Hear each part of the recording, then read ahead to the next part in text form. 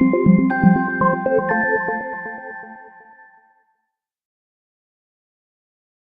Jewish Mom. So every day I receive an email, a daily email from psychologist and family first columnist Sarah Connor Radcliffe. And most of what she writes about being a better mom. So last week she sent an email, and there are like kind of like a few lines. And so this past week, Sarah Connor Radcliffe sent an email, and the subject line was "How to be an even better parent." Okay, dot dot dot. So I was curious, like, okay, what's the answer? What do I do? What's the answer to be an even better parent? I wanted to read that one. So I clicked on it, and this is what it said. It said, be a better parent. Make sure you have something you love to do in your life, ideally something that you can do on a daily basis, and make sure that you're actually doing it. Your joy relaxes, energizes, and enlivens you, helping you to deal far better with the inevitable stresses of family life. Okay, I'm going to read it again. How to be an even better parent. To be a better parent, make sure you do something you love to do in your life, ideally something that you can do on a daily basis, and make sure that you are actually doing it. Your joy relaxes, energizes, and enlivens you, helping you deal far better with the inevitable stresses of family life. Okay, a few weeks ago, I was speaking with a young mother who's an incredible person. But now she's got 4 small children, and she's really overwhelmed. And she has really no time for herself.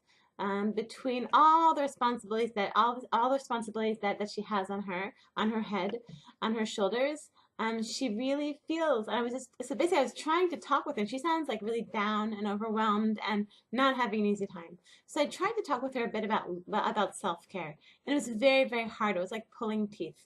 To even convince her, okay, maybe sit down for 5 minutes and drink a cup of tea and read an article, like anything. It was very hard to empower her to think that she could possibly find the time to do anything for herself. So this month I had an interesting experience that I wrote about on the blog. That 2 weeks ago, a little bit more, I was having a tough afternoon with my kids, and I had like this flash, like what I need in my life is to start going to the gym again, because I haven't gone to the gym in a few years, in 4 years, since my old gym went bankrupt. And but So one day I just went and I signed up for the gym, and every day I've been going. I've been going now since then, every day, as much as possible, every day. And I've been going and doing Zumba classes, and it's so much fun. And I find like the whole day, it gives me kind of like a little bit of a kind of cheerful buzz to my day. It runs out about like 7 p.m. if my husband hasn't come home. If it's an evening that my husband doesn't come home, that he has to work late, then around 7 p.m. it does kind of wear out. But I do find like that like doing something really fun for myself every day, and also like the endorphins of exercise, really helps to like give me like as I said, like a cheerful vibration to my day. And the interesting thing is that if you'd asked me a month ago if I could possibly spend an hour a day every day at the gym, I'd be like, there's no way. I'm so busy. I'm already so overwhelmed. I'm already so busy with everything I have to do. There's absolutely no way I could possibly fit in another thing that I have to do, especially like an hour a day. There's no way. But there's a famous story. Probably you've seen the video from Aish.com about the mayonnaise jar. Basically, like somebody comes in and says and takes a jar and says, okay, and puts big rocks in the jar. And it looks like it's full, and so like the teacher says to the students, okay, is this full? And they say yes, and he says, mm-mm. And then he takes pebbles, and then he fills it with pebbles. You can see he fills in lots and lots of pebbles in a bottle that you thought was completely full. And then he says, students, okay, now is it full? Now it's completely full. And then he says, Then he takes some sand, pours it full with lots of sand. And he says to the students, now it looks completely full. He says, okay, so now is it completely full? Is there any way I can get anything more in here? The students are like, no way. Then he takes water and he pours it in. He pulls like he was able to pour a whole bottle of water in. So the point of the video is that like when we have a priority, when we have something which is our top priority, we make time for it. Whether it be time for our husband, time with our children, making time to prepare food, making time to pay bills, like the things that we see, taking our children to doctor's appointments, the things that really are very, very important to us, we make time for. And I think that when we realize that self-care is one of those top priorities, it's as important as paying your electricity bill. It's as important as spending some time with your husband and having food on the table. Is having like doing something nice for yourself every day, having fun every day. That is a priority. And that's what I realized. Like I realized that every day in my schedule, there's no way, it's completely full. There's no way that I can possibly do that. I realized that actually I can fit it in. It used to be, for example, Sunday mornings was shopping mornings. So I would go and I'd kind of like leisurely go to this store and then that store and then walk home, and that would kind of take my whole morning until my pep talk. Now I go to a Zumba class and I quickly go to a more nearby supermarket on the way home, and do a shopping trip there in that supermarket, um, and um, and then come home and make the pep talk. And it ends up being like I end up doing basically the same thing, and accomplishing the same thing, but I end up fitting that rock in there because it was so important to me, that time for me. Okay, so this past Shabbat, I read a book that I really, really love, that I highly recommend to anyone who speaks Hebrew and lives in Israel and come by it. It's called Liot Ima. You can see it, Liot Ima. Okay, by Eliza Orbach. So it's there's beautiful photographs here of different mothers who live in Israel.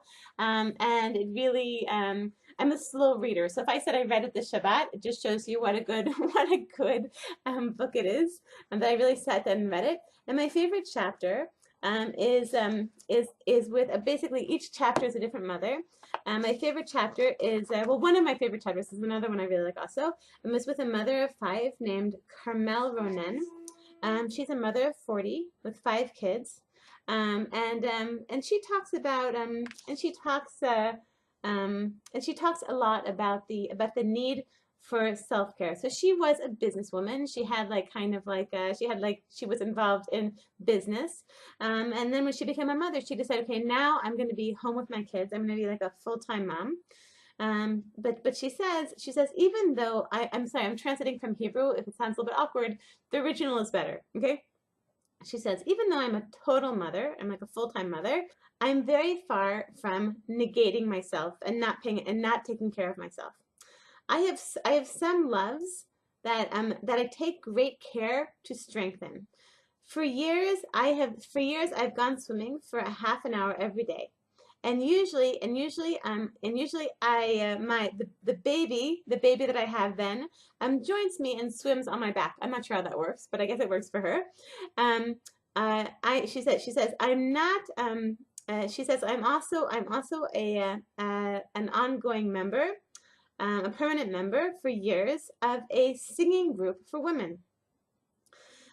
She says, I understood that if I wanted to be a good mother, I must take care of myself, to do things that I love to do, to eat well, to sleep well, and to be calm.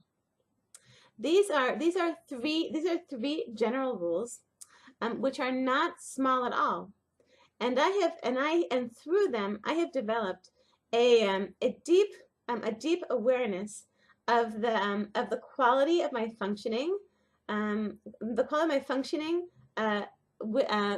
own functioning and my functioning with my children. When I pay attention and when I'm strict with myself to keep these general rules, the general rules of eating well, sleeping well, and doing things that I love and staying calm. When I do these things, when I eat well, when I sleep well, and when I stay calm, it's much easier for me to deal with the conflicts and the difficulties which children bring with them.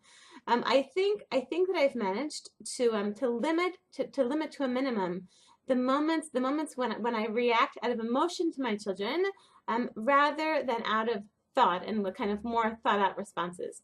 Okay, so just in conclusion, so I think it's so important for us to take time for self-care. And when we do this, it's not. I felt like when I was speaking with the young mother that I spoke with, it sounded like almost like she felt like it was kind of a selfish thing to be doing, like like taking time for yourself. It's actually because it takes away from this, it takes away from her job, it takes away from her children, it takes away from her husband, all the things that her husband needs from her, it takes away from the house. But really, like when we are giving to ourselves, when we are able to really give ourselves and really feel full and really feel happy because we are doing things that we love every day, then we're able to give so much more to our kids. And we're able to be so much more present and energetic and giving to all the people who need us. So on that note, I want to bless all of you, Jushman, so with an amazing week.